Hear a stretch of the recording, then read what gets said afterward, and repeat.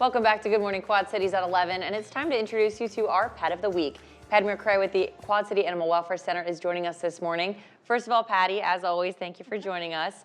Tell us a little bit about July. You said there were 12 other kitties, right? So yeah, she came from a litter of 12. So we had January through December, and she's the only one left. So just little Miss July is the only one left out of that litter. So of course we're happy for the other ones that got homes, but she's in a cage all by herself, and I always feel so bad when they're by themselves. And she's up at the front, she's talking, she's sticking her arm out. She really is trying to work it to find a home. And she is so sweet. You said she's only 3 months old, so for anyone interested in adopting July, what should they know about the kitten stage?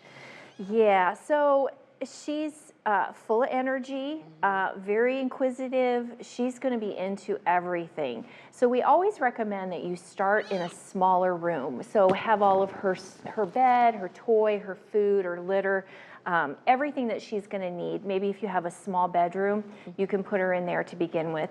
And just let her get used to that, and let her get used to your family before you open up the whole house to her, a whole area. Because it does, it gets a little overwhelming when they have too much of a space. So having this small little area set up for them really works well. And then for anyone interested in adopting July, what kind of tips could you give them, you know, with the holidays coming up? She's so energetic and inquisitive, like you said. July versus a Christmas tree might not end well. I don't think so. I don't think it would end well. I mean, you could still have a tree, but you know, when you're not home, you want to put her away so she's not getting into decorations or knocking things off, or you know, eating things that she shouldn't be eating. Just be mindful, and I really think that if you have a baby kitten, you probably want to just put her in a room by herself and let her have things that she's not going to hurt herself with. Right, and you know, you often see people who decide that a pet would make a good Christmas gift for a loved one or a family member. Now, is that something you would recommend? I think that's okay. I always think that if you have talked about it with them and they are open to it, and you know your loved one, you know what they're looking for, it's okay to do that. What you could also do is give them a gift certificate. We do have gift certificates available for adoptions, for product, for spay-neutering.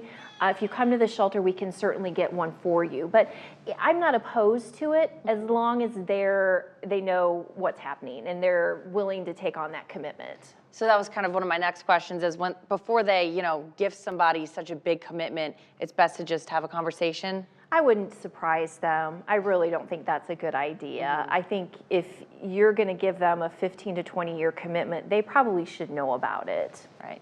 And then your Fill the Stocking Pet Drive is this weekend. It is, yes, yes. So Fill the Stocking is actually at our shelter.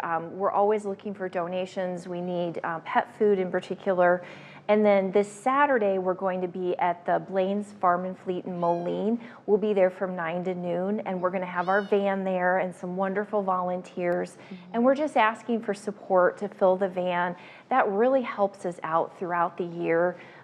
We stockpile, of course, you know, food, toys, leashes, all the things that we need to take care of the animals throughout the year. And I can imagine with, you know, so much overcrowding of the shelters, this is just really important, yes? Yes, it is. We have so many cats in particular that we go through a lot of litter. And we want to make it nice for them, and we want the shelter to be clean.